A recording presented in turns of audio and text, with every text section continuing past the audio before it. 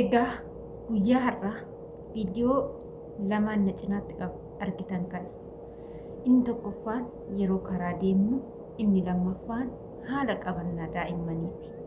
Egaa ani isinirra beekii osoo hin taane rakkooleen adda akkanaa kunniin osoo hin beekin namatti dhufa. Rakkoolee akkanaa kana ofirraa sirriitti ittisuu qabna. Egaa shamaa harka fuunee kabajamtootaa fi daawwattootaa hordoftoota keenya. Nageenyi koo kan jaalalaa fi kabajaa bakkaa fi lafa jirtan isiniif haa baay'atu. Anis obboleettiin keessan bakkaa fi lafa jirutti Waaqayyoof galannaa ga'uu nagaa fayyaa kootidha. Egaa viidiyoon inni jalqabaa irratti qabadhee isinii dhufee yeroo daa'imma qabnu yookaan daa'imman kan madaamii qofaa miti. Daa'imman nama kamiituu daa'ima. Daa'imman xiqqoon daa'ima. Wanta ishee miidhuu fi wanta ishee hin miine adda baastee hin beektu. Boronullee asii gallee daa'ima godhachuu dandeenya. Yoo har'a miidhama daa'immanii hin beekne ta'e simmeetii keenya qofa kan ilaallu yoo ta'e daa'imman keenya sunillee miidhamuu danda'u. Kanaaf egaa viidiyoon akkuma argitan kana isheen daa'ima kirsiirra gooteerti yookaan immoo teebiliirra jechuudha. Teebiliin duubaan banaadha akkuma argitan kana. Ishiin waa'ee teebilii duubaan banaa kana hin yaadanne. Sababiin isaa akka ishiin gizeerra teechu teebiliin kun ishee kuffisuu hin danda'u waan ta'eef. Maaliif ishiin jabduudha nama guddoodha waan taateef. Garuu daa'imti tuni hagashiisanii miti. Qaawwi teebiliin duubaan jiru kun daa'ima kana kuffisuu danda'a. Akkuma argitan kufteerti jechuudha. Ishii wanti kun sammuu ishee keessa wanti dhufee hin jiru. Kan yeroo sanitti sammuu ishee keessa dhufee viidiyoo waraabudha. Daa'immanis teebiliirra jirti, ijaan ilaalaa jirti. Daa'imti tun ni kufti jettee wanti beektu hin jiru. Daa'imti illee immoo kaameraa arginaan gammaddee kirsiirra teenye daa'imta immoo yeroo teebiliirra teechu yookaan kirsiirra yoo teechu baay'ee gammadi daa'imti xixiqqoon ammaan daa'imti asii jechuudha. Nan beeka daa'imman qabee gizee teebilii yookaan immoo kirsiirra ol koree ta'u baay'ee gammadu jechuudha. Inni galee miti innaa gammaddee jirti.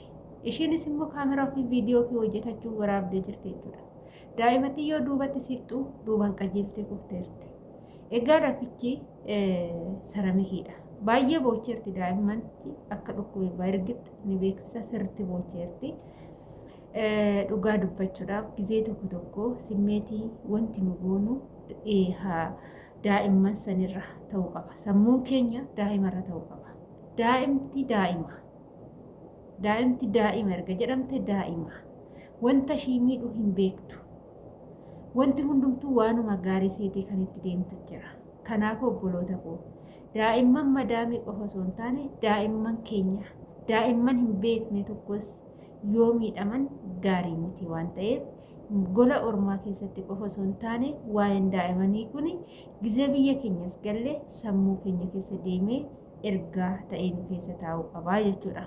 Kanaaf ani isinirra beekee miti adaraa keessan isiniin jechuun jaaladha. Egaa viidiyoo lammataati. Viidiyoo kana keessatti dhugaan isiniin jedha baay'ee natti dhaga'ame jechuudha. Sababiin isaa seenaan akkanaa obboleettii keenya takka kan irra ga'e qabatamaan kanan inni beeku ni jira jechuudha.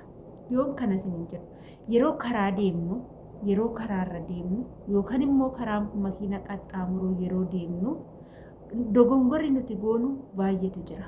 Wanti nuti dogongorru baay'eetu jira. Dogongorri keenya sun immoo miidhama keenya ta'a jechuudha. Akkuma suura irratti yookaan viidiyoo irratti argitan kana ishiin karaa makiinaa qaxxaamuruuf qixxeerra kutte jechuudha.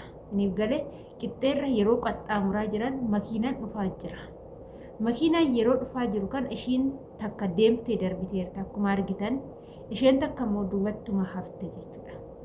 Yeroo karaa makiinaa qaxxaamurru erga karaa qixxee geenye yookaan dhaabbachuudha yookaan immoo fuuldurumatti ce'uudha malee makiinaan tokko yoo dhufe deebine fuuldura duuba yoo jennee giraa gaabbaamne of nyaachifnee duunaa jechuudha. Nama qabatamaa waa'ee makiinaa kanaan du'e ni jira. Obboleettiin keenya tokko peeruutii hojjetti. Waan sin garramu jechuudha. Sanuu baddeet ala hojjetti waraqata hin qabdu jechuudha. Galuuf immoo waa hunda xumuratteerti. Gara biyya ishii galuuf taatii qophooftee xumurattee jirti jechuudha. Isiniif galeemti yeroo kana mana madaamitiis yookaan mana hojii ishii gadhiisteerti. Yoom galti boru malee iftaan guyyaa lamaan booda bararaan ishii gara biyyaati jechuudha. Isiniif galee waggaa 5 Peruutii keessa hojjette. Koontiraataa baddeeta ala hojjechaa baate jechuudha. Inna waa hundumaa xumurattee tikeetti ishii murattee eeggattee dhufeefii jira galuuf qophiirra jirti. Haa ta'utii garuu mana odooteetu hiriyoonni ishee hundumtuu dalagaa waan deemaniif ishee qofatu mana taa'a. Gizee kana hojii wayii argame madaamniti dawwalteeti hojii qassiraa yookaan kan sa'aatiidhaan hojjetan kootu hojjedhu jetteen. Yeroo kana isheenis ishii jettee hagam mana kana kophaa kiyya taa'u yoon hojjedhee dhufe yookaan birrii kana waan tokko goona jettee kaatee gara hojii ishii deemte. Hojii ishii maaragumaan hojjetattee xumurattee gara mana ishee deebuu yeroo deemtu bilbila ilaalaa deemti. Keessattuu yeroo karaa deemnu bilbila ilaaluun nutti barachuu hin qabu. Gizee karaa deemnu bilbila keenya boorsaa keessaa baasuu hin qabnu. Namattis yeroo kanaasuuf nu ta'e akka carraa namni yoo nutti dawwale yeroon tolee jira eerfoonni buluutuusiiti. Bilbila keenya bilbila isaan kaasnee eerfoonidhaan haasaa deemuu ni dandeenya. Bilbila harkatti qabannee waa laalaa deemuun dogongora guddaadha. Egaa obboleettiin keenya kun bilbila kana laalaa odoo deemtu karaa irra geejjee haa ta'utii garuu akkuma ishee kana karaa qaxxaamuruuf karaa ce'aa odoo jirtu makiinaan tokkotti dhufe. Yeroo makiinaan kun itti dhufu maal goote fuuldura duuba jette jechuudha.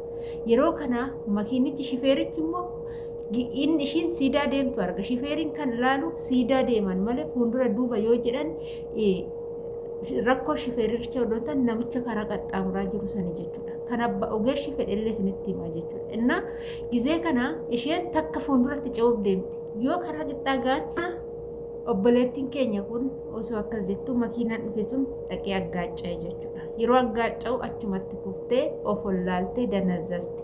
Sa'aatii sanitti ijoolleen keenya yookaan namni abashaa biran jiru faranjoota qofaadha jechuudha. Ijoolleen dafanii namni arge hin jiru. Innaa ishiin boorsaas qabattee deemaa jirti. Maal godharree nama kufee. Shifeerichi ishee dha'es namni qabe hin jiru darbee deeme. Isheen achitti kuftee gaggabdee jirti.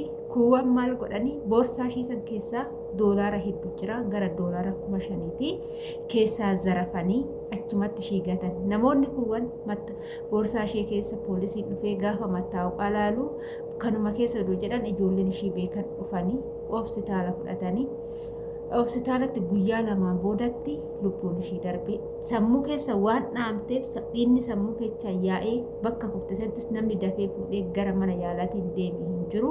Dhiigni ishii yaa'ee dhume galuuf guyyaan 3 yeroo ishii hafu jiraa kiyya gala jettee osoo qophooftu du'aan ishee yookaan reeffi ishee gizee sanitti barichillee bara 2011 gara dhumaa jechuudha nan yaadadha. Inna isa kanarratti jechuudha reeffa isheetiifis gara doolaara 15,000 oliidha. Ijoollee walitti guuranii reeffa san galchanii jechuudha. Maatiin jiraa eeggachaa ba'eetti boodaa du'aan galee mucayyoo san biyyi isheetillee gara Amboo gara Ginciti jechuudha. Peerutiidha jechuudha kan ishiin hojjechaa baate qaama nan beekaa sirriitti hin beeka jechuudha mucayyoo waan sin garramu. Inna wanni kana siniin jedheef yeroo karaa tokko deemtan makiinaan dhufaa jira yoo ta'e karaa qaxxaamuraa jirtu yoo ta'e duuba fuulduratti odoo deemaa jirtan duubatti deebi'uun dogongora akka ta'e sirriitti baruun dirqama jechuudha. Inna viidiyoo kanneen irraa namoonni hedduu waa baay'ee barata. Wantoonni nu goonu lubbuu keenyas baasuu danda'a waan ta'eef jechuudha. Egaa karaa deemuun Itoophiyaa keessattuu baay'ee sirriitti jechuudha. Asittillee ni deemama. Wanti kun immoo abbaatu of eegaa jechuudha. Egaa viidiyoon asirra qabadhee dhufe kana fakkaata. Namoonni hedduun immoo irraa barata jedhee kan yaadudha.